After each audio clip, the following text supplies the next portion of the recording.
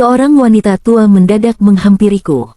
Tangannya terlihat gemetar ketika ia berbisik dengan nada panik, "Nak, kau harus segera kabur sebelum semuanya terlambat." Jantungku seketika berhenti berdetak mendengar ucapan itu. Aku menoleh ke arah suamiku yang tersenyum sangat tenang, juga mertuaku yang terlihat begitu ramah. Namun sejak detik itu, ada sesuatu yang terasa ganjil. Senyuman yang mereka tunjukkan bukanlah kebahagiaan, melainkan sebuah penantian. Aku tidak tahu apa yang sedang mereka rencanakan, tetapi bisikan itu berhasil menyelamatkanku. Sebab, jika aku bertahan 1 menit lebih lama, hidupku mungkin tidak akan pernah sama lagi. Sebelum cerita ini dimulai, jangan lupa tekan tombol like dan subscribe. Bagi yang like dan subscribe ke channel Narasi Titik Balik, kami doakan agar selalu diberikan kesehatan, dimudahkan segala urusannya dan dilancarkan rezekinya dari berbagai arah yang tak terduga. Amin, amin, amin. Aroma bunga melati bercampur sedap malam memenuhi setiap sudut kamar rias di salah satu hotel bintang 5 paling megah di Jakarta. Di depan cermin besar berbingkai emas, Lara Pramesti menatap pantulan dirinya yang nyaris tidak ia kenali. Hari ini, ia bukan hanya putri tunggal Tuan Wijaya, seorang pengusaha properti yang disegani, melainkan pengantin wanita yang paling berbahagia. Gaun pengantin berwarna putih tulang membalut tubuhnya dengan anggun. Kebaya modern berhiaskan payet kristal Swarovski itu dirancang khusus untuk menutupi lekuk tubuhnya, tetapi tetap memancarkan aura kemewahan. Di kepalanya, hijab satin sutra ditata rapi menutup bagian dada dengan santun. Sementara itu, di atas hijabnya tersemat sebuah hiasan kepala berlian kecil yang berkilau lembut tertimpa cahaya lampu gantung. Lara menyentuh ujung hijabnya dengan tangan gemetar. Jantungnya berdegup kencang, bukan karena takut, melainkan karena antusiasme yang meluap-luap. Ia akan menikahi Raka Adiaksa, pria yang selama 2 tahun terakhir telah memperlakukannya layaknya seorang ratu dalam dongeng. Pintu kamar rias terbuka perlahan. Tuan Wijaya melangkah masuk mengenakan setelan jas hitam yang rapi dan memancarkan keangkuhan. Pria parubaya itu tidak tersenyum lebar, hanya sudut bibirnya yang terangkat sedikit. Itu adalah ekspresi kepuasan seorang pebisnis yang baru saja memenangkan tender besar. Ia berjalan mendekati putrinya, lalu meletakkan tangan beratnya di pundak Lara. Tatapannya tidak tertuju pada mata anaknya, melainkan menilai penampilan Lara dari ujung kepala hingga kaki, seolah memastikan bahwa barang dagangannya berada dalam kondisi prima. "Kamu cantik, Lara," suara bariton ayahnya terdengar berat, sangat pantas bersanding dengan keluarga Adiaksa. "Ingat, pernikahan ini bukan sekadar soal cinta monyet kalian. Ini adalah penyatuan 2 kekuatan besar. Jangan sampai membuat ayah malu." Lara tersenyum tulus, mengabaikan nada dingin ayahnya yang memang sudah biasa ia dengar. "Aku mencintainya, ayah. Raka adalah laki-laki yang baik. Dia tidak peduli dengan harta kita." Tuan Wijaya tertawa kecil. Suara tawanya terdengar seperti derak kerikil. "Semua orang peduli pada harta, nak.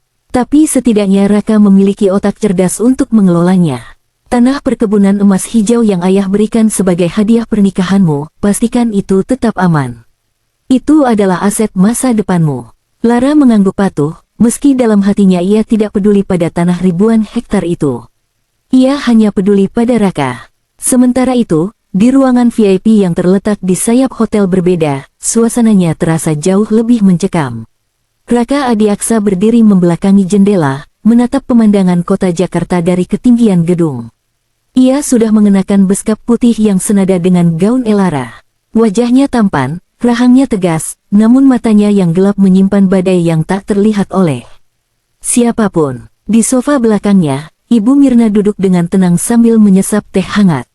Wanita itu mengenakan kebaya abu-abu gelap yang elegan. Wajahnya masih terlihat cantik di usia senja, namun gurat kekerasan tercetak jelas di sekitar matanya. "Jangan lupa senyummu, Raka," ucap Ibu Mirna datar tanpa menoleh. "Kita sudah menunggu 20 tahun untuk hari ini. Jangan merusaknya hanya karena kau merasa bersalah." Raka berbalik menatap ibunya dengan tatapan tajam. "Aku tidak merasa bersalah, Bu. Aku hanya sedang mengingat wajah ayah saat serangan jantung itu merenggut nyawanya, di saat Wijaya tertawa di atas kebangkrutan kita." Ibu Mirna meletakkan cangkirnya dengan bunyi tak yang cukup keras. Ia berdiri merapikan selendang batiknya, lalu berjalan menghampiri putranya. Tangan halusnya merapikan kerah beskap Raka, sebuah gestur keibuan yang terasa sangat dingin. Bagus, simpan kemarahan itu, jadikan bahan bakarmu. Ingat rencananya. Begitu ijab kabul selesai, Lara harus minum dari gelas itu.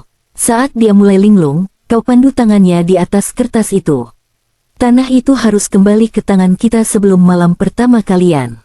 Raka menghela napas panjang lalu menghembuskannya perlahan, seolah ia membuang sisa-sisa hati nuraninya. Ia menatap pantulan dirinya di cermin. Sosok di sana tersenyum, sebuah senyuman palsu yang telah ia latih ribuan kali di depan Lara. Itu adalah senyum seorang kekasih yang memuja, padahal di baliknya tersembunyi belati yang siap menghujam. Tenang saja, Bu, jawab Raka dengan dingin. Elara terlalu naif. Dia mencintaiku dengan buta. Dia pasti akan melakukan apa saja yang aku minta. Suara ketukan pintu dan panggilan dari wedding organizer menandakan bahwa waktu prosesi akad nikah telah tiba. Raka melangkah keluar ruangan, diikuti oleh ibunya. Langkah keduanya tegap dan penuh percaya diri. Sementara itu di ujung koridor, Lara berjalan didampingi ayahnya. Saat mata mereka bertemu, Lara tersipu malu melihat betapa tampannya calon suaminya. Gadis itu tidak tahu bahwa pria yang menunggunya di ujung meja akad bukanlah pangeran penyelamat. Di balik senyum menawan Raka dan tatapan lembut Ibu Mirna, tersembunyi jerat yang telah disiapkan dengan rapi. Hari ini, di bawah sumpah suci pernikahan, sebuah pembalasan dendam akan dimulai dan Elara adalah domba yang berjalan sukarela menuju tempat pembantaian. Suasana di luar ruang rias yang tadinya hening dan penuh hikmat mendadak berubah menjadi gaduh. Suara bentakan kasar dan teriakan serak terdengar samar-samar menembus dinding tebal hotel berbintang, merusak konsentrasi Lara yang sedang membetulkan letak jarum pentul di sisi hijabnya. Jantungnya yang semula berdebar karena gugup menghadapi ijab kabul kini berdetak lebih kencang akibat rasa was-was yang terasa tidak beralasan. Ia menatap pantulan dirinya di cermin, mencoba mencari ketenangan. Namun keributan di luar justru semakin mendekat dan semakin jelas terdengar. Pintu ganda ruang rias itu tiba-tiba terhempas terbuka dengan kasar, menghantam dinding hingga menimbulkan bunyi berdebum yang mengejutkan. Dua orang petugas keamanan berbadan tegap terlihat kewalahan menahan seorang wanita tua yang meronta-ronta dengan tenaga mengejutkan untuk ukuran usianya. Penampilan wanita itu sangat kontras dengan kemewahan di sekeliling ruangan. Ia mengenakan kebaya katun bermotif bunga yang sudah pudar warnanya dan kain batik yang ujungnya sedikit robek. Kerudung instan berwarna coklat kusam yang ia kenakan miring tidak karuan, memperlihatkan rambut putihnya yang berantakan. Lara ternganga, tangannya membeku di udara. Ia mengenali wajah keriput wanita tersebut. Meskipun samar, itu adalah Noma, nenek kandungnya sendiri. Selama bertahun-tahun ia tidak pernah bertemu Noma karena menurut ayahnya, wanita itu menderita gangguan jiwa parah dan dirawat di fasilitas khusus di luar kota. Namun, sorot mata wanita tua itu tidak terlihat kosong layaknya orang gila pada umumnya. Matanya justru menyala, penuh ketakutan dan urgensi yang mengerikan. Dengan sekali sentakan kuat, Noma berhasil melepaskan diri dari cengkeraman petugas keamanan yang tampak ragu bertindak kasar pada orang tua. Noma berlari terseok-seok menuju Lara.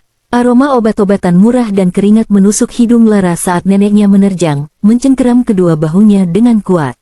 Cengkeraman itu begitu keras, Lara sampai merasakan kuku-kuku tua itu menekan lapisan gaun pengantin mewahnya. "Jangan minum," seru Noma dengan suara parau terdengar seperti bisikan kematian. Napasnya memburu, matanya menatap tajam ke manik mata Lara. "Dengar nenek, cucu bodoh, jangan minum air yang ada di meja akad itu." Elara terpaku, tubuhnya kaku karena syok. "Nenek, apa yang nenek lakukan di sini? Kenapa mereka penipu, Lara?" "Semuanya penipu." Noma memotong ucapannya cepat. Air liurnya sedikit muncrat karena emosi. Ia menoleh panik ke arah pintu. Ia tahu waktunya tidak banyak. "Raka, suamimu itu ular. Dia anak dari orang yang dihancurkan oleh ayahmu. Dia tidak mencintaimu, dia hanya mengincar tanah itu." Petugas keamanan kembali mendekat, mencoba menarik Noma menjauh. Namun, Noma bertahan sekuat tenaga. Jari-jarinya semakin erat mencengkeram lengan Elara. Ia mendekatkan wajahnya ke telinga Elara, membisikkan sesuatu yang membuat darah Elara berdesir dingin. "Gelas kristal di meja akad. Mirna sudah mencampurnya. Itu bukan air doa, itu racun penurut. Sekali kau minum, kau akan menjadi boneka. Kau akan menandatangani apa saja. Jangan minum, nak. Demi Allah, lari. Sebelum Elara sempat mencerna peringatan mengerikan itu, sesosok tubuh besar menerobos masuk. Tuan Wijaya muncul dengan wajah merah menahan amarah. Tanpa mempedulikan gaun pengantin putrinya yang mungkin rusak, ia menarik paksa ibunya sendiri hingga terjerembab ke lantai karpet yang tebal. Bawa orang gila ini keluar. Bentak Tuan Wijaya menggelegar kepada petugas keamanan. Saya membayar kalian mahal, bukan untuk membiarkan pengemis gila masuk ke acara anak saya. Angkut dia ke mobil, bawa kembali ke panti. Noma meronta saat diseret paksa oleh dua petugas. Tubuh rentannya tidak berdaya melawan kekuatan fisik mereka. Namun, mulutnya terus berteriak, dia akan menghancurkanmu, Wijaya. Kau menuai apa yang kau tanam. Elara, jangan minum, jangan percaya Raka. Suara teriakan itu perlahan menghilang saat pintu ditutup kembali, menyisakan keheningan yang mencekam di ruang rias. Elara masih berdiri mematung, napasnya pendek-pendek, kata-kata neneknya terngiang-ngiang di kepalanya, berbenturan dengan logika yang ia bangun selama ini. Racun penurut, Raka ingin balas dendam. Itu terdengar seperti omong kosong dari orang yang kehilangan akal. Raka sangat mencintainya, Raka selalu bersikap lembut padanya. Tuan Wijaya merapikan jasnya yang sedikit kusut, lalu berbalik menatap Elara. Wajahnya kembali datar, seolah ia baru saja membuang sampah, bukan ibu kandungnya sendiri. Jangan dengarkan ocehan orang pikun itu, penyakitnya makin parah. Dia cuma iri melihat kesuksesan kita. Hapus air matamu, perbaiki bedakmu. Raka sudah menunggu di meja akad. Jangan membuat malu keluarga. Ayahnya berbalik dan melangkah keluar tanpa rasa bersalah sedikitpun. Lara ditinggalkan sendirian lagi. Ia menatap pantulan dirinya di cermin. Riasannya masih sempurna, hijabnya masih rapi, namun ada retakan halus di matanya yang sebelumnya tidak ada. Bayangan wajah Noma yang ketakutan dan cengkeraman tangannya yang nyata, membuat hati kecil Elara bergetar. Untuk pertama kalinya, ia merasa keraguan menyusup masuk. Bukan keraguan pada pernikahannya, namun keraguan pada segala sesuatu yang selama ini ia anggap benar. Lara menarik napas panjang, mencoba mengusir bayangan buruk itu. Namun, satu kalimat terus berputar di benaknya seperti kaset rusak, gelas kristal di meja akad. Gema tabuhan gamelan Jawa yang mengalun lembut di ballroom hotel seharusnya mampu menenangkan saraf siapapun. Namun, bagi Lara, suara itu terdengar seperti detak jam yang menghitung mundur sisa kebebasannya. Ia berjalan perlahan menuju meja akad, didampingi oleh dua orang sepupunya. Langkah kakinya terasa berat, seolah sepatu selop berhak tinggi yang ia kenakan terbuat dari timah. Di ujung sana, Raka Adiaksa duduk menunggunya dengan postur tegap sempurna. Wajahnya memancarkan ketenangan. Di mata Lara, ketenangan itu terlihat seperti sebuah topeng porselen yang retak. Lara duduk di samping Raka. Aroma melati dari hiasan sanggul di balik hijab putihnya bercampur dengan aroma parfum maskulin Raka yang tajam. Penghulu memulai prosesi dengan hikmat. Tuan Wijaya duduk di hadapan mereka sebagai wali nikah, menjabat tangan Raka dengan cengkeraman erat.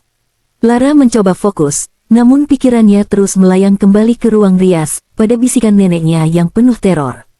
Jangan minum, itu racun penurut. Saya terima nikah dan kawinnya Lara Pramesti binti Wijaya Kusuma dengan mas kawin tersebut dibayar tunai. Suara lantang Raka memecah lamunan Elara. Dalam satu tarikan napas, statusnya telah berubah. Kata sah bergema dari para saksi dan tamu undangan, diikuti riuh rendah ucapan syukur. Raka menoleh padanya, tersenyum lebar. Senyum yang dulu selalu membuat lutut Lara lemas, kini justru membuat bulu kuduknya meremang. Ada kilatan aneh di mata suaminya itu, sebuah kemenangan yang tersembunyi rapat.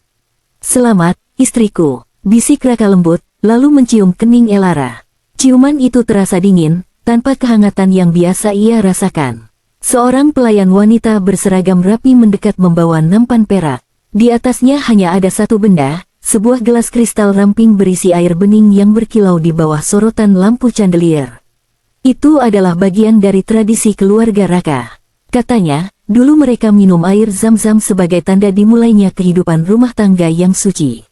Tapi kini, Lara melihat gelas itu sebagai cawan kematian. Ibu Mirna yang duduk tak jauh di belakang Raka, mencondongkan tubuhnya sedikit ke depan. Matanya yang tajam terpaku pada gelas itu tidak berkedip. Gelagat itu tidak luput dari perhatian Elara. Jika itu hanya air biasa, mengapa ibu mertuanya terlihat begitu tegang? Mengapa urat leher Raka sedikit menonjol saat ia meraih gelas itu? Minumlah sayang, ujar Raka seraya menyodorkan gelas itu ke bibir Elara. Suaranya terdengar mendesak meskipun dibungkus nada manis. Untuk keberkahan rumah tangga kita. Tangan Elara terangkat, gemetar hebat yang tak bisa ia sembunyikan. Jari-jarinya menyentuh permukaan dingin gelas kristal itu. Ia menatap air di dalamnya. Bening, tidak berbau. Namun, Elara merasa melihat bayangan nasib buruknya berenang di sana. Seluruh sel di tubuhnya berteriak untuk lari. Namun, ratusan pasang mata tamu undangan sedang menatap mereka. Ia terpojok. Raka memiringkan gelas itu sedikit lagi memaksanya mendekat. Ayo, Lara. Semua orang sedang menunggu. Tekanan itu memaksa Lara untuk segera mengambil keputusan. Menolak berarti mempermalukan kedua keluarga dan memicu amarah sang ayah, sementara meminumnya berarti ia akan kehilangan dirinya sendiri. Hanya ada satu jalan keluar, sebuah jalan berisiko, namun itulah satu-satunya pilihan yang ia miliki. Tepat saat bibir gelas hampir menyentuh hijab di dagunya, Lara sengaja melemaskan cengkeraman jarinya pada kain kebaya yang menjuntai di bawah meja. Kakinya tergelincir dari pedal kursi, membuat tubuhnya oleng ke depan, terlihat sangat natural akibat kepanikan yang ia tunjukkan. Ah, pekik Elara tertahan. Tangannya menyenggol lengan Raka dengan keras. Gelas kristal itu terlepas dari genggaman suaminya, sempat melayang di udara seolah bergerak lambat, sebelum akhirnya menghantam lantai marmer dengan suara pecah yang memekakkan telinga. Pecahan kristal berhamburan, sementara air yang seharusnya menjadi pengikat itu tumpah ruah, membasahi sepatu kulit Raka dan ujung gaun putih Lara. Keheningan mencekam melanda ruangan selama 2 detik penuh. Reaksi pertama yang tertangkap oleh Lara bukanlah kekhawatiran, melainkan kemarahan murni. Wajah Ibu Mirna memerah padam, matanya melotot seolah ingin menelannya hidup-hidup. Wanita itu bahkan setengah berdiri dari kursi dengan tangan terkepal kuat. Raka sendiri tampak syok, rahangnya mengeras, menatap genangan air di lantai dengan tatapan nanar, seolah baru saja kehilangan berlian bernilai miliaran rupiah. Maaf, ya Allah, maafkan aku, Mas. Seru Lara dengan suara bergetar yang dibuat-buat, sambil menunduk memunguti pecahan kaca. Tindakan bodoh itu ia lakukan hanya untuk menyembunyikan ekspresi wajahnya. Katanya, gaunku, kakiku tersangkut gaunku sendiri. Aku gugup sekali. Raka tersentak dari keterkejutannya. Ia sadar ratusan tamu sedang menonton. Dengan cepat, topeng suami penyayang itu kembali terpasang di wajahnya. Meskipun kali ini terlihat retak di sana-sini, ia segera menarik tangan Elara agar berdiri, mencegahnya menyentuh pecahan kaca. Tidak apa-apa, sayang. Jangan disentuh, nanti tanganmu luka, ujar Raka. Namun cengkeramannya di pergelangan tangan Lara terasa terlalu kencang, bahkan menyakitkan. Hanya gelas pecah, bukan masalah besar, tapi itu air doa, cicit Elara sengaja memancing reaksi. Nanti kita minta lagi. Tepat setelah itu, Ibu Mirna sudah berdiri di samping mereka, menatap tajam. Suaranya terdengar rendah namun penuh bisa. Tapi sayang sekali, air khusus itu sudah habis. Itu air terakhir yang ibu bawa dari tanah suci. Lara menangkap nada frustrasi yang mendalam dari ucapan mertuanya. Frasa air terakhir artinya mereka tidak punya cadangan racun untuk saat ini, yang berarti Lara selamat. Pelayan bergegas membersihkan kekacauan itu, prosesi pun berlanjut ke sesi foto. Namun, atmosfer di meja Raka telah berubah drastis. Tuan Wijaya tampak kesal dengan kecerobohan putrinya, namun ia tetap memaksakan senyum kaku ke arah kamera. Sementara Lara berdiri di samping Raka, ia merasakan detak jantung suaminya yang tidak beraturan. Saat fotografer meminta mereka berpose mesra, Raka mendekatkan wajahnya ke telinga Lara, berbisik dengan nada yang membuat darah Lara membeku. Kau sangat ceroboh hari ini, istriku. Kuharap nanti malam kau tidak mengecewakanku lagi. Lara tersenyum ke arah lensa kamera, senyum terindah yang bisa ia palsukan. Di balik senyum itu, gadis lugu yang masuk ke ruangan ini 1 jam lalu kini telah mati. Kini, yang berdiri di sana adalah seorang wanita yang sadar bahwa ia sedang tidur di kandang serigala dan ia harus tetap terjaga jika ingin melihat matahari terbit esok hari. Pintu ganda kamar Presidential Suite tertutup dengan bunyi klik otomatis yang terdengar begitu final, mengunci Lara dan Raka dari hiruk-pikuk pesta yang baru saja berakhir.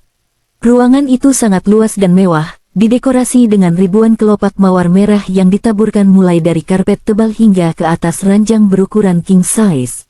Aroma lilin aromaterapi wangi cendana memenuhi udara, dirancang untuk memancing suasana romantis. Namun, alih-alih gairah, udara di antara mereka terasa padat dan mencekik, seolah oksigen perlahan disedot keluar dari ruangan. Lara berdiri kaku di dekat meja rias, jemarinya memilin ujung selendang kebaya putihnya. Punggungnya terasa pegal luar biasa setelah seharian menyanggah beban gaun pengantin yang berat, tetapi rasa lelah fisik itu tidak sebanding dengan kelelahan mentalnya. Ia menatap punggung Raka yang berdiri menghadap jendela besar, menatap lampu-lampu kota Jakarta yang berkelap-kelip di bawah sana. Suaminya, pria yang baru beberapa jam lalu mengucapkan janji suci, kini melepaskan jas beskapnya dengan gerakan kasar, seolah kain mahal itu membakar kulitnya. "Mas Raka," panggil Lara pelan, mencoba memecahkan keheningan yang menyiksa. "Mau aku bantu siapkan air hangat?" Raka tidak berbalik. Ia melempar jasnya sembarangan ke atas kursi berlengan di sudut kamar. "Tidak perlu," jawabnya datar, nadanya sedingin es. "Aku lelah, sangat lelah. Hari ini berantakan sekali." Lara menelan ludah. Ia tahu berantakan yang dimaksud Raka adalah insiden gelas pecah tadi. Dengan hati-hati, Lara mulai melepas satu persatu jarum pentul yang menahan hijabnya. Ia melakukannya perlahan di depan cermin, memperhatikan Raka dari pantulan kaca. Pria itu kini duduk di tepi ranjang, memijat pelipisnya dengan frustrasi. Tidak ada tatapan memuja, sentuhan lembut, atau kata-kata manis selayaknya pengantin baru di malam pertama. Setelah mengganti gaun pengantinnya dengan piyama satin panjang berwarna campakne yang sopan dan menutup aurat, Lara keluar dari kamar mandi. Ia melihat Raka sudah berbaring memunggungi sisi tempat tidur yang seharusnya ditempati Lara. Lampu utama telah dipadamkan, kini hanya menyisakan lampu tidur remang-remang yang menciptakan bayangan panjang menakutkan di dinding.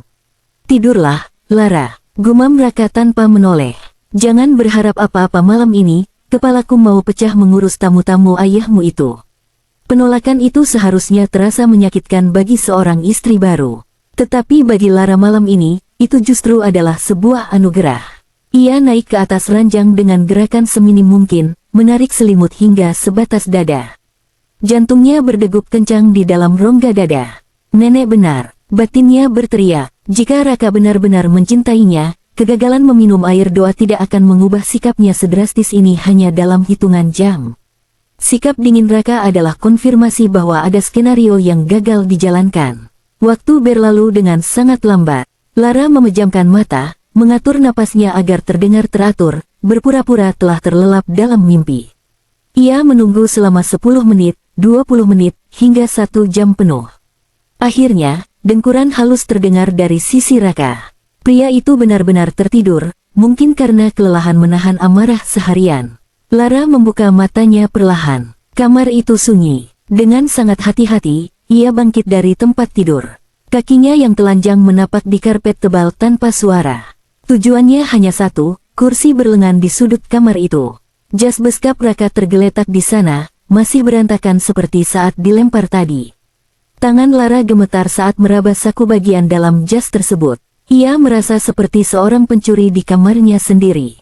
Jarinya menyentuh tekstur kertas tebal. Lara menahan napas, menarik benda itu perlahan agar tak menimbulkan bunyi gesekan. Benda itu adalah amplop coklat besar yang sudah dilipat dua. Lara membawanya ke jendela, memanfaatkan bias cahaya bulan dan lampu kota agar bisa membaca isinya tanpa harus menyalakan lampu kamar. Ia membuka lipatan kertas itu. Matanya membelalak saat membaca judul dokumen yang tertera di kop surat notaris ternama, Surat Perjanjian Pengalihan Hak Milik Objek Tanah Perkebunan Emas Hijau, Jawa Barat. Pihak pertama, Lara Pramesti dan pihak kedua, Raka Adiaksa. Napas Lara tercekat. Di halaman terakhir, nama Raka sudah ditandatangani di atas materai, sementara kolom tanda tangan untuknya masih kosong. Tanggal yang tertera adalah hari ini. Jadi benar, rencana mereka adalah membuatnya menandatangani ini malam ini juga. Jika saja ia meminum ramuan itu, mungkin sekarang ia sudah membubuhkan tanda tangannya tanpa sadar. Menyerahkan satu-satunya warisan pribadi dari ibunya kepada pria yang ternyata membencinya. Air mata kemarahan menggenang di mata Lara, namun ia buru-buru menyekanya. Ia tidak boleh menangis, karena menangis berarti lemah. Ia melipat kembali dokumen itu dengan rapi, lalu memasukkannya ke saku dalam jas Raka, persis seperti posisi semula. Lara kembali ke tempat tidur, berbaring di samping pria yang kini ia sadari sebagai musuhnya. Ia menatap punggung Raka yang bidang. Dulu punggung itu terlihat seperti tempat bersandar paling aman, kini terlihat seperti tembok benteng lawan. Lara mencengkeram sprei di bawahnya kuat-kuat. Malam ini tidak ada sentuhan fisik, tetapi sebuah pukulan telak telah menghantam batinnya. Perang telah dimulai di kamar pengantin ini, dan Lara bersumpah ia tidak akan menjadi pihak yang kalah. Sinar matahari pagi yang menembus celah tirai tebal Presidential Suite terasa menyilaukan, namun tidak cukup hangat untuk mencairkan kebekuan hati Lara. Ia sudah bangun sejak subuh, membersihkan diri dan kini duduk di meja makan kecil di ruang tengah suite tersebut. Ia mengenakan gamis rumahan berbahan katun Jepang berwarna merah muda lembut, dengan kerudung bergo yang sederhana. Di hadapannya, secangkir kopi hitam mengepul namun pikirannya melayang pada dokumen yang ia temukan semalam di saku jas suaminya. Pintu kamar tidur terbuka. Raka keluar dengan rambut yang masih sedikit basah, mengenakan kemeja kerja putih yang lengannya digulung hingga siku. Wajahnya tampak segar. Topeng suami idaman itu telah kembali terpasang sempurna, menutupi sisi gelap yang sempat bocor semalam. "Selamat pagi, sayang," sapa Raka dengan nada riang yang terdengar sedikit dipaksakan. Ia berjalan mendekat, mencium puncak kepala Lara sekilas. "Maafkan aku soal semalam ya. Aku benar-benar kelelahan. Aku merasa bersalah sekali meninggalkan pengantin baruku tidur sendirian." Lara memaksa sudut bibirnya terangkat. Ini adalah ujian pertamanya, bersandiwara di depan aktor watak kelas kakap. "Tidak apa-apa, Mas. Aku mengerti kok. Acaranya memang melelahkan sekali," jawab Lara. Suaranya dibuat selembut mungkin, menyembunyikan getar kemarahan yang bergejolak di dada. Mata Raka melirik sekilas ke arah kursi tempat jas beskapnya semalam tergeletak. Jas itu kini sudah tergantung rapi di standing hanger. Ada kilatan waspada di mata Raka. "Kamu yang merapikan jasku?" tanyanya. Nadanya terdengar santai, tetapi Lara bisa menangkap ketegangan di sana. "Iya, tadi subuh. Takut kusut kalau dibiarkan menumpuk di kursi," jawab Lara polos sambil menuangkan teh hangat untuk Raka. "Kenapa? Ada barang penting yang tertinggal?" Raka tertawa kecil, tawa yang tidak mencapai matanya. "Ah, tidak, cuma dokumen kantor biasa. Terima kasih ya, istriku yang rajin." Ia segera menyesap tehnya lalu bergegas mengambil jas kerjanya. "Aku harus ke kantor sebentar. Ada urusan mendesak soal merger perusahaan yang tidak bisa ditinggal.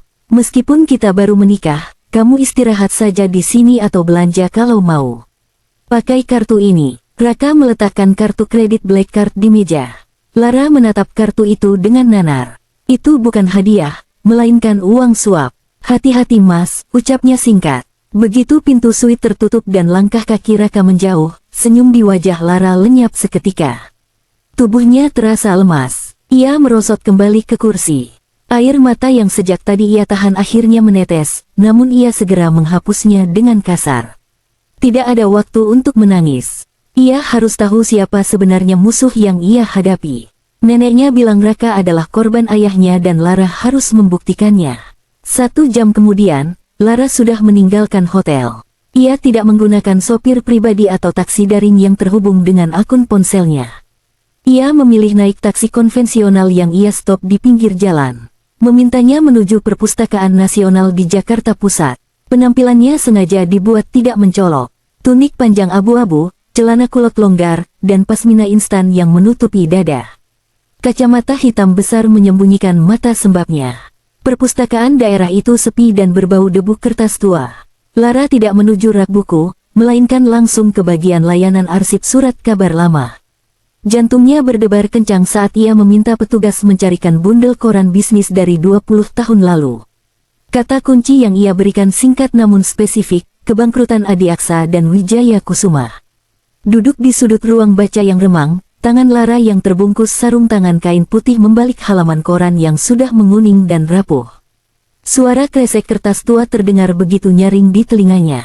Setelah hampir 1 jam mencari, matanya terpaku pada sebuah tajuk utama di koran ekonomi terbitan tahun 2005. Imperium Adiaksa runtuh, dugaan manipulasi saham dan pengambilalihan paksa oleh Wijaya Corp. Napas Lara tercekat. Ia membaca baris demi baris berita itu dengan tangan gemetar. Di sana tertulis jelas bagaimana perusahaan milik ayah Raka, Hendra Adiaksa, dinyatakan pailit mendadak akibat manuver bisnis licik yang dilakukan oleh kompetitor utamanya, Wijaya Kusuma, ayah Lara sendiri. Di halaman berikutnya, sebuah berita kecil di kolom obituari membuat darah Lara seolah berhenti mengalir. Telah meninggal dunia, Hendra Adiaksa akibat serangan jantung pasca penyitaan aset rumah dan perusahaan, meninggalkan seorang istri dan satu orang putra berusia 10 tahun. Lara menutup mulutnya dengan tangan, menahan isak tangis agar tidak menarik perhatian pengunjung lain. Putra berusia 10 tahun itu pasti Raka. Jadi, selama ini ia tidur di samping anak yatim yang hidupnya dihancurkan oleh ayahnya sendiri. Kemewahan yang Lara nikmati sejak kecil, sekolah luar negeri, mobil-mobil mahal, semuanya dibangun di atas mayat ayah Raka. Rasa mual menyerang perutnya. Lara merasa jijik pada ayahnya, namun ketakutan pada suaminya justru semakin menjadi-jadi. Raka tidak menikahinya karena cinta. Pernikahan ini adalah eksekusi mati yang tertunda. Surat pengalihan hak tanah itu adalah cara Raka mengambil kembali hak yang dicuri Wijaya 20 tahun lalu. Lara menutup bundel koran itu perlahan. Di bawah sinar lampu baca, debu beterbangan. Lara kini memahami segalanya. Ia terjebak dalam perang antara dua keluarga. Ayahnya adalah penjahat dari masa lalu dan suaminya adalah penjahat masa kini. Di dalam kisah ini, tidak ada pahlawan yang bisa diandalkan. Jika Lara ingin selamat, ia tidak bisa memihak siapapun. Ia harus mulai berdiri di atas kakinya sendiri. Sambil merapikan pasmina yang sedikit berantakan, Lara berjalan keluar dari perpustakaan. Langkahnya kini jauh lebih mantap dibandingkan saat ia datang. Sosok gadis naif yang memuja ayahnya sekaligus mencintai suaminya, telah hilang di antara tumpukan arsip tua itu. Kini ia memiliki pengetahuan dan pengetahuan adalah satu-satunya senjata yang bisa ia gunakan untuk melawan dua pria yang berupaya memanfaatkannya. Lara mengeluarkan ponsel, segera mengetik pesan singkat ke nomor tak dikenal, tertera di kartu nama pengacara yang iklannya ia temukan di koran. Ia butuh sekutu dan sekutu itu akan ia beli, bukan dengan cinta, melainkan dengan logika bisnis yang ia warisi dari darah Wijaya. Langit Jakarta sore itu tampak kelabu, menggantung rendah seolah menahan beban air yang siap tumpah sewaktu-waktu. Suasana muram di luar jendela kaca setinggi langit-langit itu selaras dengan ketegangan yang merayap di ruang keluarga kediaman besar keluarga Adiaksa. Lara duduk di ujung sofa kulit coklat tua, tangannya menangkup cangkir teh porselen yang isinya sudah mendingin. Ia mengenakan gamis berbahan ceruti warna hijau sage. Dengan aksen rendah halus di pergelangan tangan, dipadukan pasmina sifon berwarna krim yang melilit rapi menutupi dada. Penampilannya anggun dan santun, kontras dengan gejolak kewaspadaan yang kini menjadi mode bertahan hidupnya setiap detik. Di hadapannya, Ibu Mirna duduk dengan postur tegak yang mengintimidasi. Walaupun wajahnya dipoles senyum keibuan, wanita parubaya itu menuangkan kembali teh ke cangkir Lara. Gerakan tangannya luwes namun menyerahkan dominasi. Bunyi denting sendok perak yang beradu dengan bibir cangkir terdengar nyaring di ruangan yang sunyi. Bagaimana hari-harimu sebagai istri Raka, Lara? Apa dia memperlakukanmu dengan baik? Tanya Ibu Mirna. Suaranya lembut, tetapi matanya menelisik tajam, mencari celah keraguan di wajah menantunya. Lara meletakkan cangkirnya perlahan. Ia tahu bahwa ini bukan sekadar obrolan minum teh sore biasa. Mas Raka sangat baik, Bu. Dia suami yang perhatian, meskipun belakangan ini terlihat sangat sibuk, jawab Lara. Memainkan peran sebagai istri polos yang tidak tahu apa-apa, Ibu Mirna menghela napas panjang, sebuah desahan dramatis yang sengaja dibuat-buat. Wajahnya berubah sendu, seolah ia memikul beban dunia. Itulah yang ingin Ibu bicarakan, Nak. Raka itu terlalu gengsi. Ia tidak akan mau menceritakan masalahnya padamu karena tidak ingin kau khawatir. Tapi sebagai ibunya, Ibu tidak tega melihat dia hancur perlahan. Jantung Lara berdegup lebih kencang. Ini dia, pikirnya, permainannya dimulai. Hancur, maksud Ibu apa? Perusahaan Mas Raka baik-baik saja, kan? Tanya Lara dengan nada cemas yang sudah ia latih di depan cermin pagi tadi. Ibu Mirna meletakkan tangannya di atas tangan Elara, meremasnya pelan. Sentuhan itu terasa dingin. Sayangnya, tidak, sayang. Bisnis properti sedang lesu. Ada utang lama yang akan jatuh tempo minggu ini dan jumlahnya sangat besar. Jika tidak dibayar, perusahaan Raka warisan almarhum ayahnya bisa disita. Dia bisa bangkrut, bahkan mungkin dipenjara karena masalah administrasi keuangan. Lara menahan keinginan untuk segera menarik tangannya. Kebohongan itu meluncur begitu lancar dari mulut mertuanya. Lara tahu fakta sebenarnya dari koran-koran lama itu. Perusahaan ayah Raka sudah lama hancur, bahkan dihancurkan oleh ayahnya sendiri. Perusahaan yang dijalankan Raka sekarang hanyalah cangkang kosong yang dibangun dari sisa-sisa dendam. Ya Allah, ucap Lara, aku tidak tahu masalahnya seberat itu, Bu. Apa yang bisa aku bantu? Pancing Lara. Mata Ibu Mirna berbinar sekilas, seperti predator yang melihat mangsanya masuk perangkap. Sebenarnya ada satu cara mudah, aset tanah. Tanah perkebunan emas hijau yang diberikan ayahmu sebagai mahar itu nilainya sangat besar.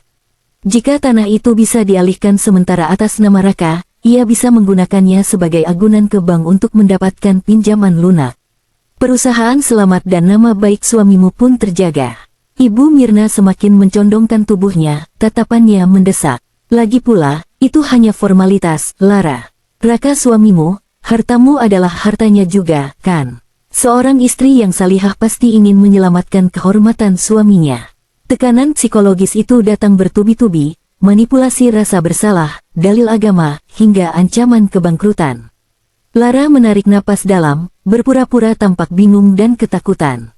Ia harus mematahkan skenario ini tanpa menimbulkan kecurigaan bahwa ia sudah mengetahui niat busuk di baliknya. Aku tentu ingin membantu Mas Raka, Bu. Aku rela menyerahkan nyawaku sekalipun untuk dia, ucap Lara dengan mata berkaca-kaca. Senyum kemenangan mulai terukir di bibir Ibu Mirna. Ia bahkan sudah merogoh tas di sampingnya, mungkin hendak mengeluarkan dokumen yang sama dengan yang dilihat Lara malam itu. Namun, Lara menggantung kalimatnya, membuat gerakan tangan Ibu Mirna terhenti. Tapi apa? Nada. Suara Mirna sedikit meninggi dipenuhi ketidaksabaran. Elara menunduk, meremas ujung gamis hijaunya. Tapi, ayah, Tuan Wijaya, membuat perjanjian pranikah yang sangat ketat soal tanah itu, Bu. Aku baru ingat, di dalam akta notarisnya tertulis, bahwa kepemilikan tanah emas hijau tidak boleh dipindah tangankan atau dijadikan jaminan utang selama 5 tahun pertama pernikahan. Wajah Ibu Mirna menegang, senyumnya luntur seketika, digantikan oleh raut kekerasan yang nyata. Apa? Perjanjian macam apa itu? Lara melanjutkan kebohongannya dengan lancar. Ayah bilang itu untuk melindungi aset keluarga. Kalau aku melanggar, hak kepemilikan tanah itu otomatis batal dan kembali ke perusahaan ayah.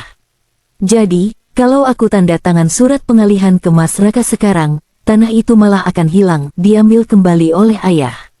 Mas Raka tidak akan mendapat apa-apa dan aku juga akan kehilangan warisan itu. Hening yang mencekam menyelimuti ruangan. Lara dapat melihat rahang Ibu Mirna mengeras dan urat-urat halus di lehernya menegang menahan amarah yang meledak-ledak. Alasan yang Lara buat sangat logis, sebab ia menggunakan Tuan Wijaya sebagai tameng. Bagi keluarga Raka, Wijaya adalah monster yang licik. Sangat masuk akal jika Wijaya membuat klausul pelindung harta yang begitu egois. Ibu Mirna menarik tangannya dari tangan Lara dengan kasar, seolah baru saja menyentuh bara api. Ayahmu itu benar-benar iblis serakah. Desisnya pelan, namun cukup jelas terdengar oleh Lara. Ibu bilang apa? Tanya Lara pura-pura tidak mendengar. Tidak apa-apa, jawab Mirna ketus. Usahanya untuk bersikap manis sudah menguap.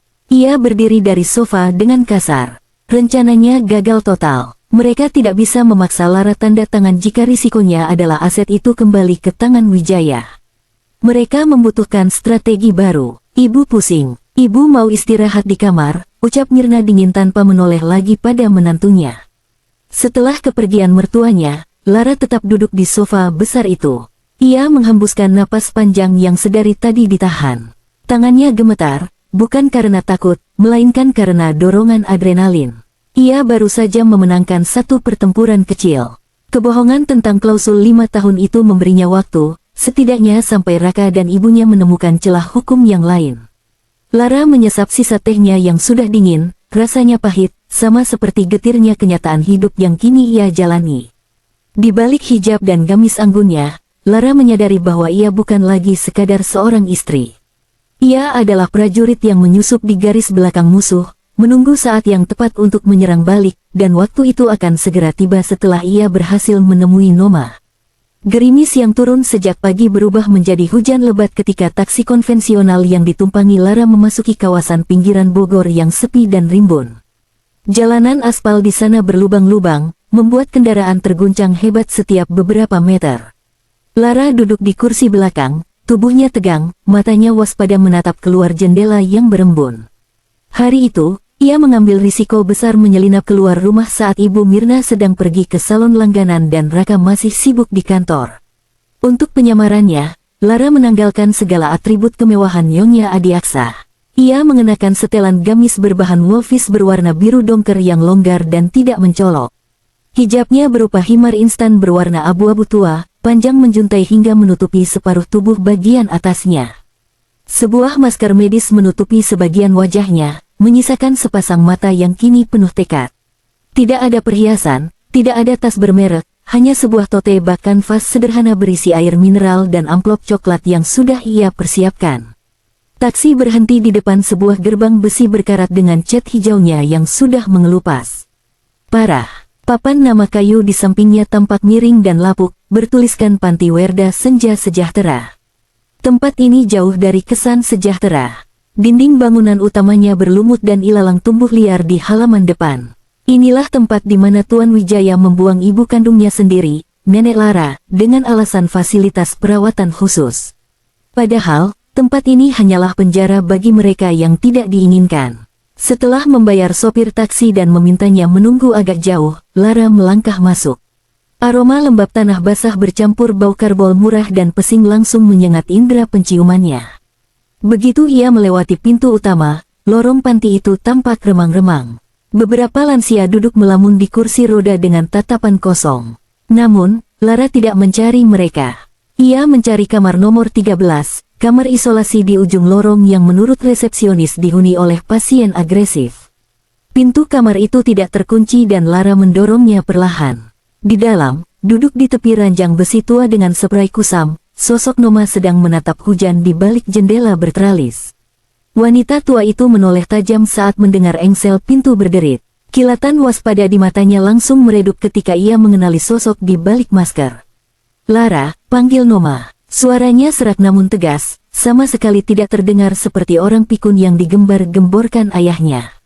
Lara membuka maskernya, bergegas menghampiri neneknya, dan memeluk tubuh renta yang terasa hanya tulang berbalut kulit itu.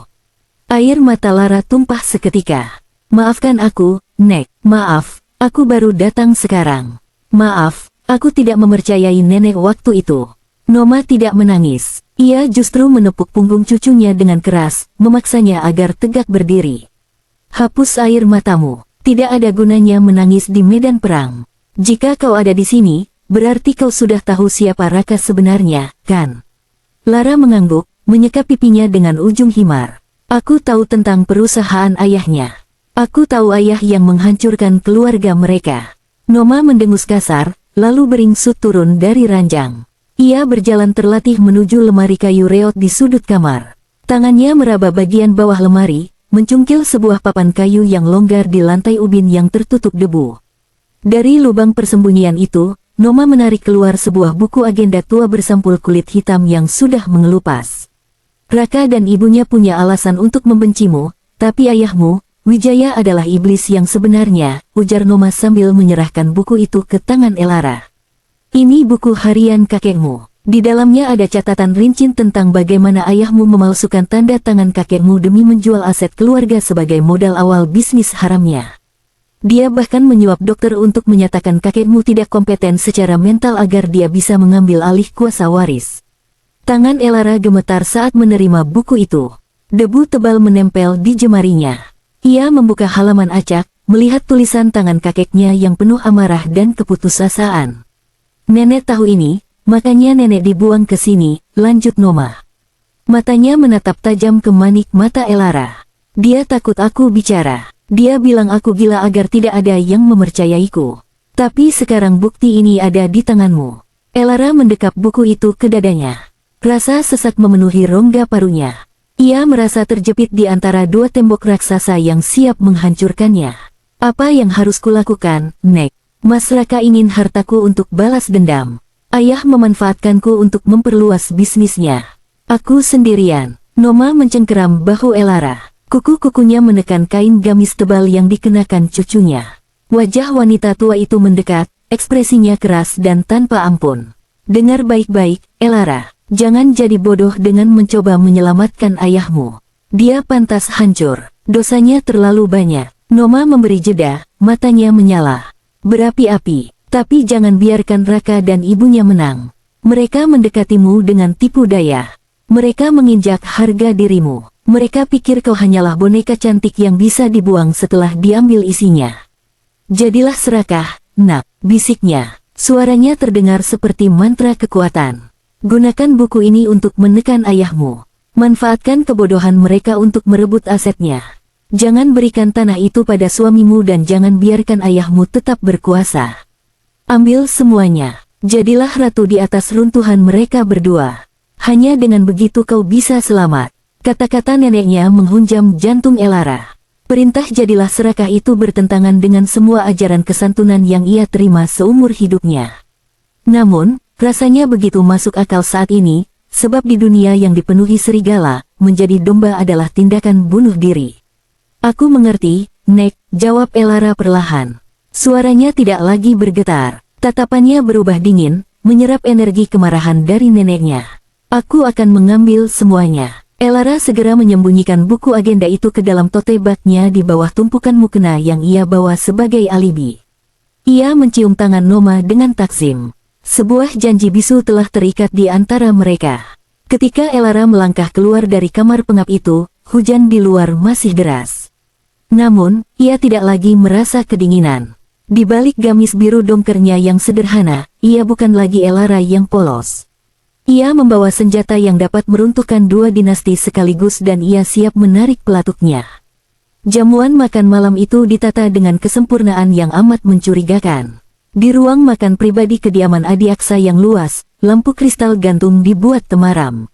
Pencahayaannya digantikan puluhan lilin aromaterapi yang tertata rapi di atas meja panjang berselimut taplak sutra putih.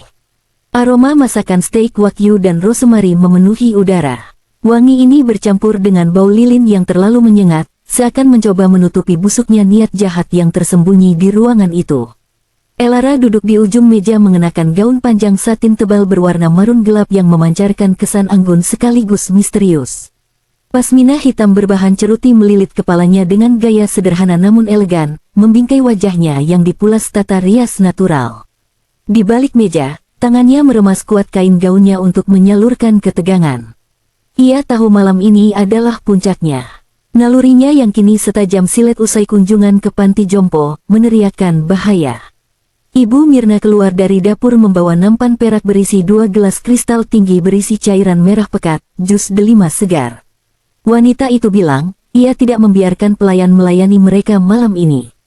Mirna berujar, malam ini khusus untuk kalian berdua, dengan senyum yang terlalu lebar hingga tidak menyentuh matanya.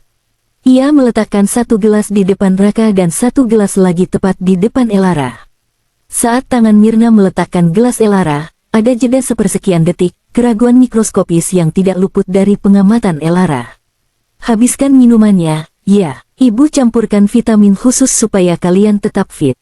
Kalian kan pengantin baru, butuh stamina, goda Mirna dengan nada yang membuat perut Elara mual.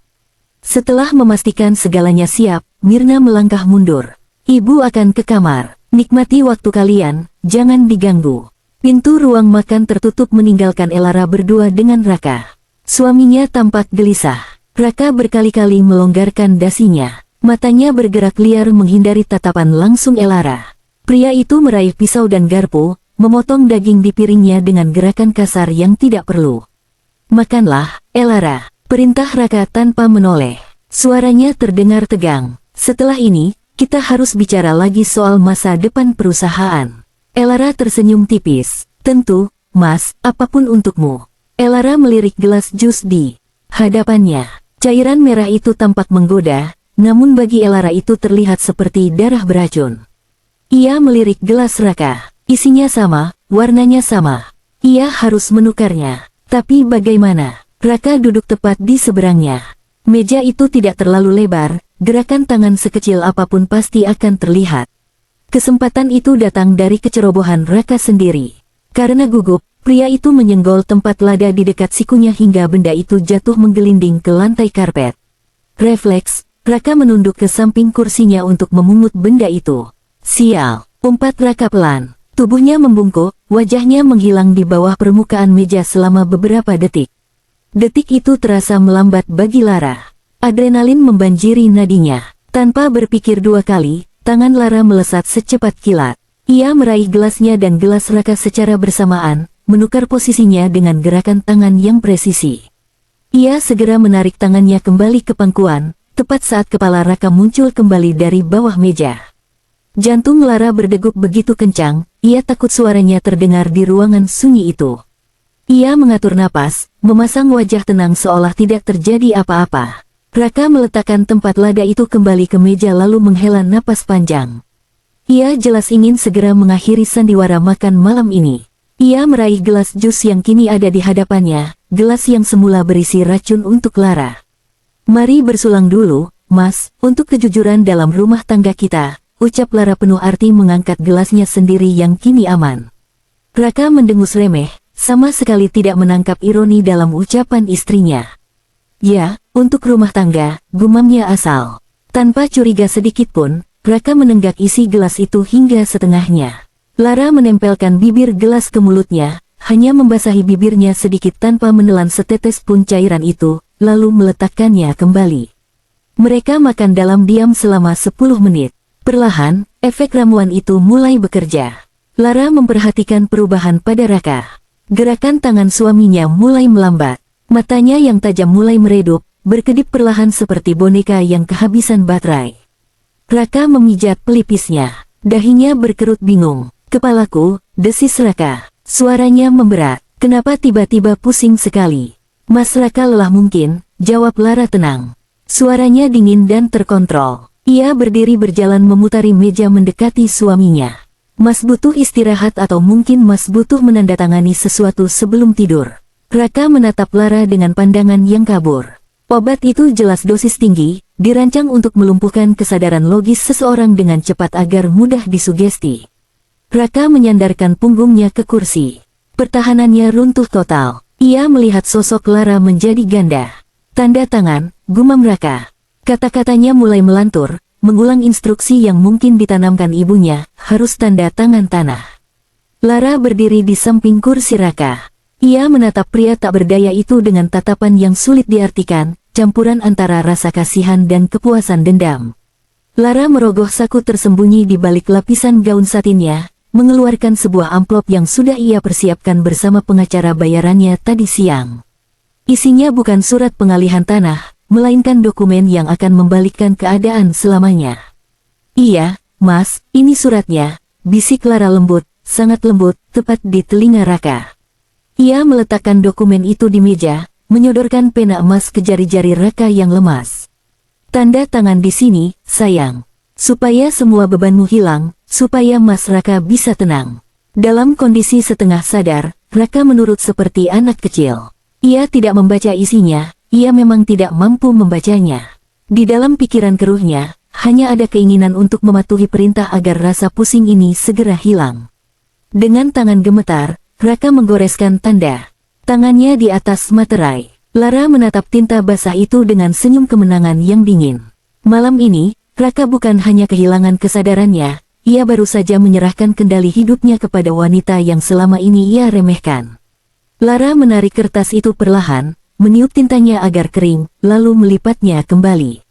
Jebakan makan malam itu sukses besar, namun Lara ternyata bukan pihak yang menjadi mangsanya. Lilin-lilin di atas meja makan sudah terbakar setengahnya. Lelehan lilin menetes perlahan membasahi taplak meja sutra putih, seirama dengan kesadaran Raka yang semakin luruh. Pria itu kini terkulai di kursinya, kepalanya tertunduk berat. Napasnya terdengar menderu kasar. Pena emas yang baru saja ia gunakan untuk menggoreskan tanda tangan terlepas dari jari-jarinya, menggelinding pelan dan berhenti tepat di tepi meja, nyaris jatuh. Lara menatap pena itu sejenak, lalu beralih menatap wajah suaminya. Tidak ada lagi ketampanan yang mempesona atau karisma yang mengintimidasi.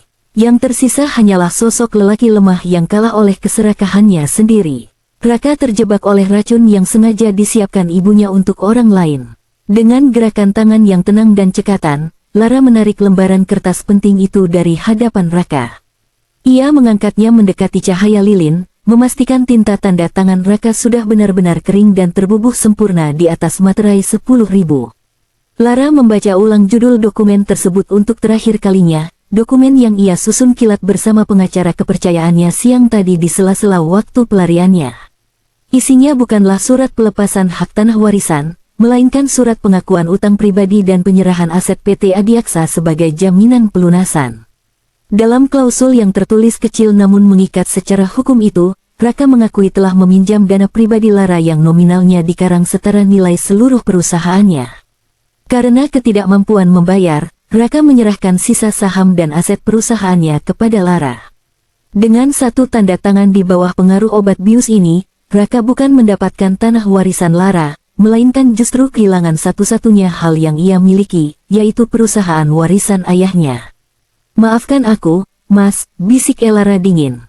Gaun satin maronnya berdesir halus saat ia melipat dokumen itu dan memasukkannya ke dalam tas jinjing hitam yang tergeletak di kursi sebelahnya.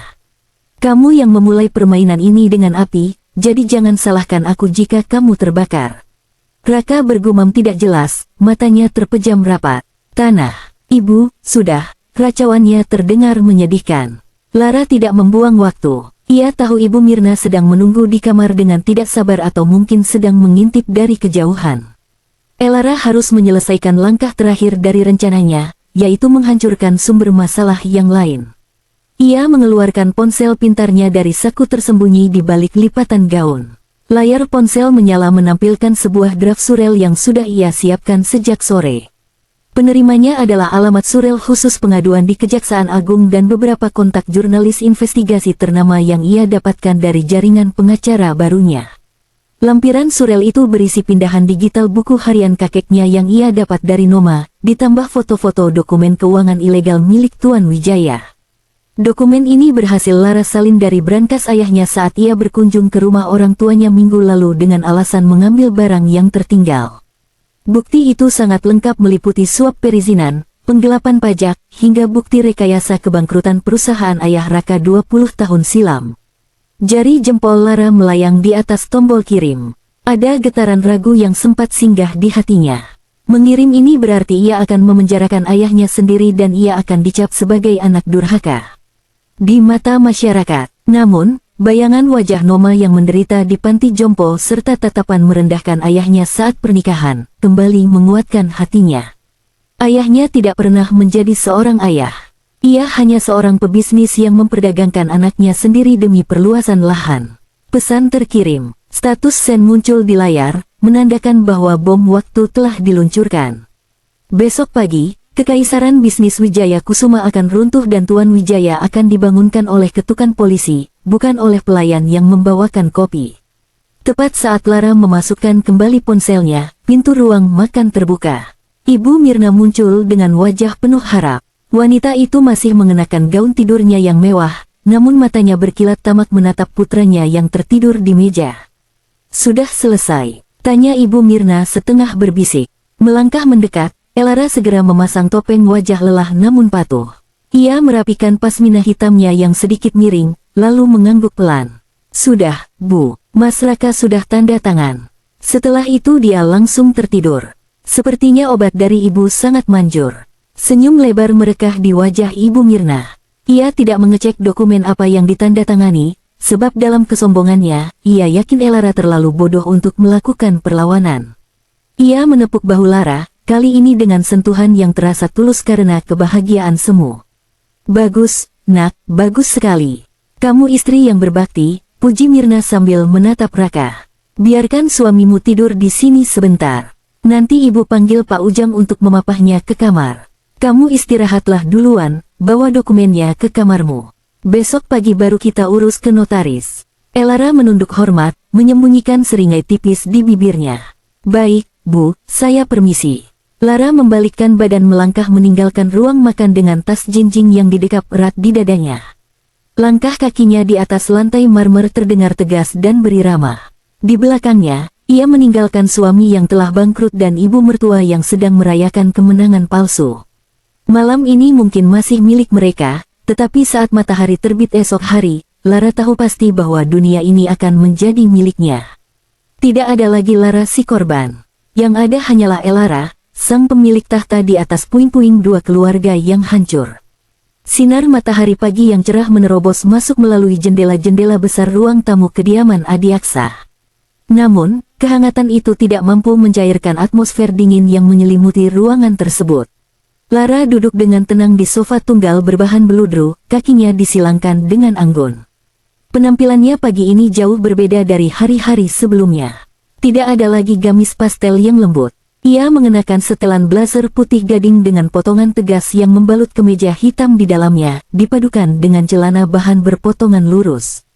Hijab segi empat berbahan sutra hitam melilit lehernya dengan rapi, memberikan kesan otoritas yang tak terbantahkan. Di tangannya, secangkir kopi hitam masih mengepul. Ia menyesapnya perlahan, sementara matanya terpaku pada jam dinding besar yang berdetak konstan. Tepat pukul 8 pagi, suara langkah kaki tergesa-gesa terdengar dari arah tangga. Raka muncul dengan wajah kusut dan mata yang masih merah sisa pengaruh obat semalam. Ia diikuti oleh Ibu Mirna yang tampak segar dan penuh antisipasi. Itu adalah senyum kemenangan yang sebentar lagi akan berubah menjadi mimpi buruk. "Selamat pagi, menantuku," sapa Ibu Mirna riang. Ia langsung duduk di sofa panjang di hadapan Elara. Ia mengabaikan Raka yang memijat pelipisnya sambil mengerang pusing. "Bagaimana dokumennya? Sudah aman kan? Kita harus segera membawanya ke notaris sebelum makan siang." Lara meletakkan cangkir kopinya ke meja dengan bunyi denting yang tegas. Tanpa berkata apa-apa, ia mengambil map biru dari meja di sampingnya dan melemparkannya pelan ke hadapan Ibu Mirna. Map itu meluncur mulus di atas meja marmer. "Silakan dicek, Bu. Tanda tangan Mas Raka sudah lengkap di atas materai," ucap Lara datar. Dengan tangan gemetar karena kegirangan, Ibu Mirna menyambar map itu dan membukanya kasar. Raka ikut mencondongkan tubuh, matanya menyipit berusaha fokus. Namun, dalam hitungan detik, ekspresi kegembiraan di wajah Ibu Mirna membeku. Matanya membelalak lebar, mulutnya terbuka tanpa suara. Wajahnya memucat seputih kertas. "Apa-apa ini?" desis Mirna. Suaranya bergetar hebat. Raka segera merebut kertas dari tangan ibunya. Matanya dengan cepat menyusuri setiap baris kalimat yang tertulis di sana. Itu adalah surat pengakuan utang dan penyerahan aset PT Adiaksa. "Pelacur, kau gila!" teriak Raka dengan suara pecah menggema di seluruh ruangan. Ia membanting keras kertas itu ke atas meja lalu menatap Lara dengan pandangan murka. "Apa yang kau lakukan, Lara? Di mana surat tanah itu? Kenapa isinya malah menjadi penyerahan perusahaanku?" Lara tidak menunjukkan reaksi apapun. Ia justru mengukir senyum tipis. Senyum itu sangat mirip dengan Raka saat ia dulu menyodorkan gelas beracun di meja makan. "Mas Raka lupa, semalam Mas sendiri yang menandatanganinya," balas Lara. "Mas bilang ingin melunasi semua utang budi serta menyerahkan beban perusahaan ini kepadaku. Aku hanya istri yang patuh, Mas, dan aku sudah mengabulkannya. Kau menjebakku." Raka maju selangkah. Tangannya sudah mengepal, siap meraih kerah blazer Lara. Namun, ia terhenti ketika melihat dua pria berbadan tegap berseragam security memasuki ruang tamu. Mereka adalah para penjaga sewaan Lara yang baru. "Jangan sentuh aku," ucap Lara dingin. "Secara hukum, rumah ini, seluruh perabotan ini, termasuk sisa saham perusahaanmu yang nyaris bangkrut itu, kini menjadi milikku. Itu adalah pembayaran atas utang fiktif yang kau akui sendiri di atas materai. Kau tidak punya apa-apa lagi." "Raka," Ibu Mirna histeris, air matanya tumpah deras. "Dasar wanita ular, kau pikir kau bisa lolos begitu saja? Ayahmu, Tuan Wijaya, tidak akan membiarkanmu melakukan ini pada suamimu." Lara tertawa kecil, tawa yang terdengar hampa dan dingin. Ia meraih remote televisi di meja lalu menekan tombol daya. Layar besar di dinding menyala, menampilkan saluran berita darurat. Teks berjalan di bawah layar tertulis dengan huruf kapital merah menyala. "Pengusaha properti Wijaya Kusuma ditangkap atas dugaan korupsi dan penggelapan pajak masa lalu. Raka dan Mirna terpaku menatap layar. Di sana, Tuan Wijaya, ayah Lara, sedang digiring masuk ke mobil tahanan, tangan terborgol dan mengenakan rompi oranye. Ayah tidak akan bisa menolong siapa-siapa, Bu, ujar Lara sambil mematikan televisi.